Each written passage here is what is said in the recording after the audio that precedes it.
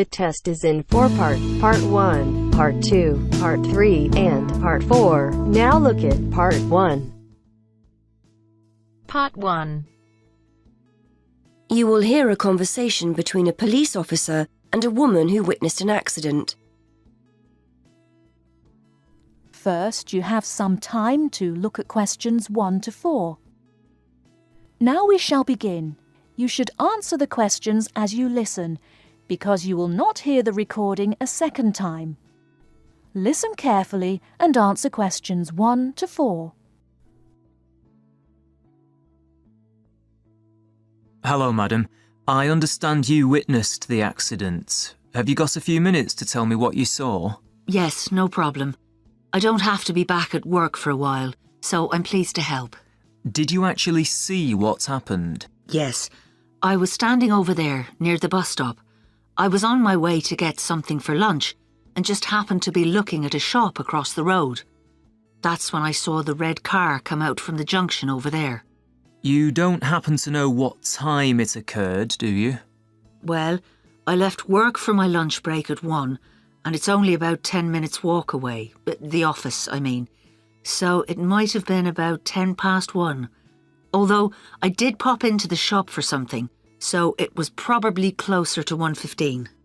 So it pulled out of Monk's Road, that's the road over there, straight onto High Street. That's right, yes. Did you get a view of who was in the car? There were 3 of them. 2 in the front, the driver of course, someone in the passenger seat, and there was someone in the back. They were quite young. I doubt if they were much older than 20. Anyway, they came speeding out of the side road over there and hit that lady's bicycle. The driver didn't bother to stop to find out if she was okay. He just drove off along the main road towards the town centre. Is the woman okay? She should be fine. She banged her head when she came off the bike, so we've called for an ambulance. They always like to check you out in case you have concussion. But no, she seems fine. Before you hear the rest of the conversation, you have some time to look at questions 5 to 10. Now listen and answer questions 5 to 10. The bike doesn't look too good though. I don't think she'll be using that again. I suppose she was very lucky, really. If they'd hit her instead of the front wheel, she could have been seriously injured. It looked like they were just in a hurry and didn't want to stop at the junction. I know the traffic lights aren't working there, so perhaps they thought they could just pull out. Could you give me a description of the car? Do you know the make and model? Well, I'm not very good with cars, but I'm pretty sure it was the same model as my husband's car, a Ford Fiesta. It was red, like I said, and quite old, and the door on the driver's side was damaged.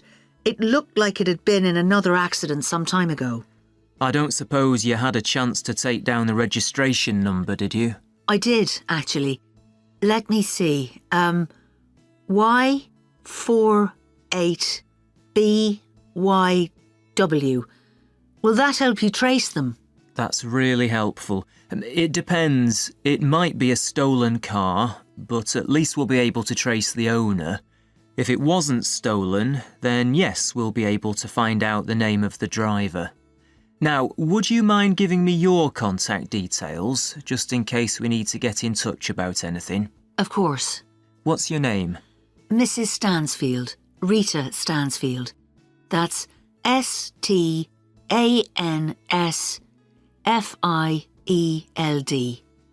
And your address, Mrs. Stansfield? 19 Althorpe Road, Bradford. That's ALTHORPE. Have you got a telephone number we can get you on? Yes, it's 0232 566 788. And do you have a mobile number? Yes, 07834 889 772. That's great, Mrs. Stansfield. As I said, we may get in touch if we need any further information, but probably what you've told me is enough. Thanks for your time. No problem. I'm glad to have been of help.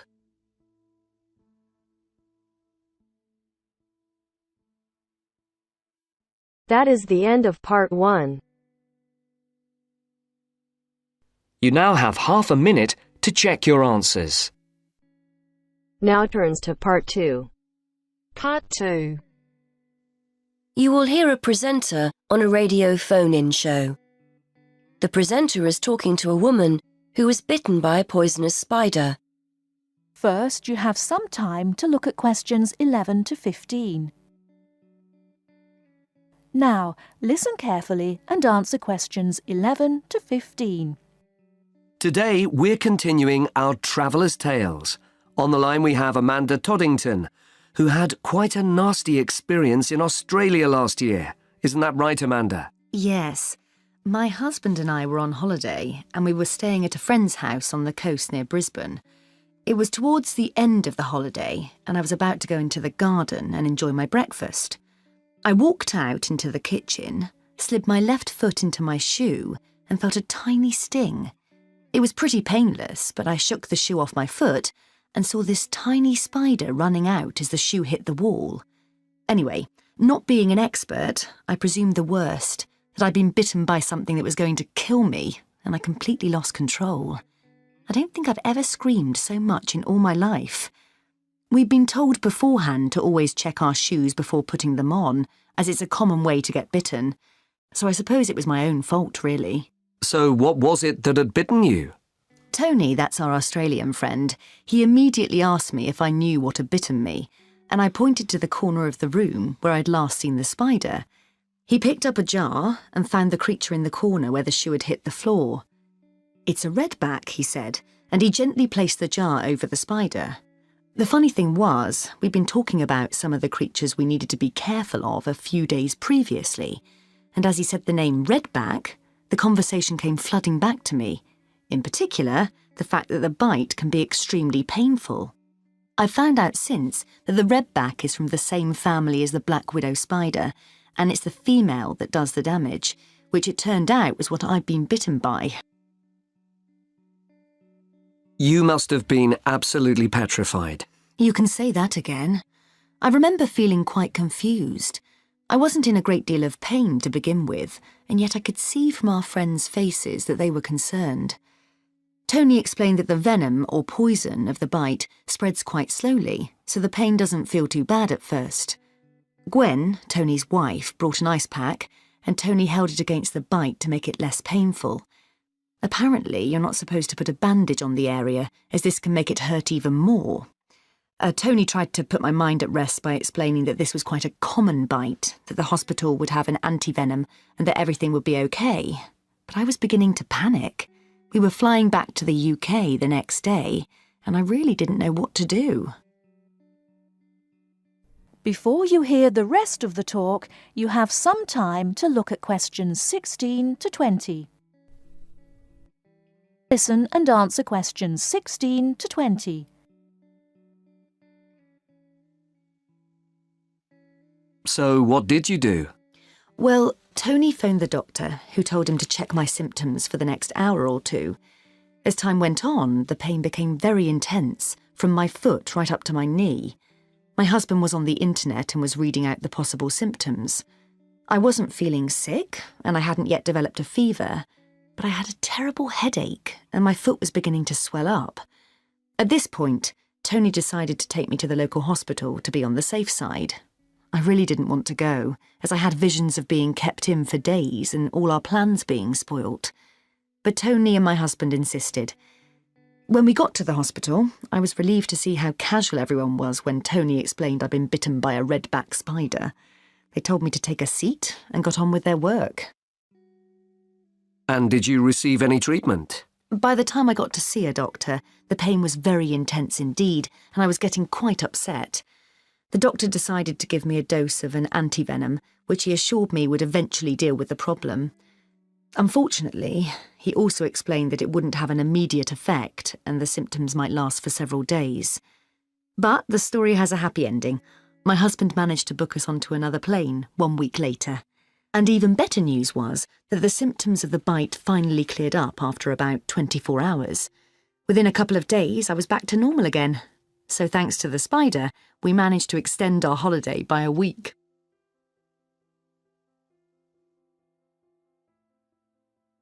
That is the end of part 2. You now have half a minute to check your answers. Now turns to part 3. Part 3. You will hear a conversation between a university tutor and a student about a jobs fair. First, you have some time to look at questions 21 to 23. Now listen and answer questions 21 to 23. OK, Fergus, so we've looked at your assignment, which was OK. Now, before you go, you know about the jobs fair that's coming up, don't you? Yes, it's the week after next, isn't it? The whole week, is that right? That's right. Monday through to Friday. I'd suggest making sure you get along there on Tuesday and Wednesday. Engineering companies tend to be more prominent then, rather than on Monday or the end of the week. Yes, I've got the programme for this year, and it looks like those days will be best for me. I'm only in my first year, so I'm not expecting too much from the day, but I've heard you can pick up some valuable ideas for career paths. Well, you've still got a few years here, I know, but it's never too soon to make a good impression on potential employers. You've got the programme, so do some research. Have a look at company websites so you've got the basis for a good conversation with the people on the stands. Before you hear more of the conversation, you have some time to look at questions 24. Yes, I was looking at one the other day. The boss was being interviewed about their staff development programme, and there are one or two other firms I'm also interested in. That's good. You've made a start already. Remember to think about what you're going to ask people before you turn up. Not how much you're likely to earn, of course. You only discuss salaries at job interviews. No, questions about the skills you need for the job, the kind of personal qualities employers are looking for, that kind of thing. Yes, I see what you mean. It's best to go prepared and make the most of the opportunities. And I'm sure you don't need telling that it's a good idea to dress correctly for the event. You need to give off a professional air. Well, I won't be buying anything special for the occasion, that's for sure. I've got a suit and tie at my parents', but I don't have time to collect it. I'll make an effort, though. A nice pair of trousers and a jacket. Nothing too formal. I'm sure you'll look the part. By the way, you'll often find companies have more than one representative. Maybe someone from marketing handing out free gifts, someone who'll explain the interview process, an ex-student who now works for them, that kind of thing. Try and direct your questions towards the best person. Yes, that's a good idea. I'd certainly be keen to talk to any ex-students that are around. I'm sure you'll find the whole thing really useful. It's important to go to these events, and we always get great feedback from students who've attended. As long as you go with the right expectations. It's unlikely you'll come away with the promise of a job, of course. It's more about discovering what companies are looking for in potential employees. Yes, plus they're a great opportunity to practice things like networking, meeting new people, talking about yourself and what you do. Do you know what I mean? Definitely, yes.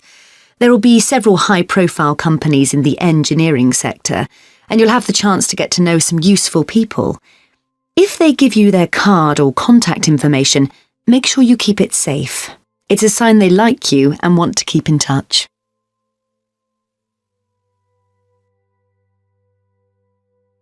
That is the end of part 3. You now have half a minute to check your answers. Now turns to part 4. Part 4. You are going to hear a lecturer giving a talk on a type of fundraising for business called crowdfunding. First, you have some time to look at questions 31 to 40. Now, listen carefully and answer questions 31 to 40.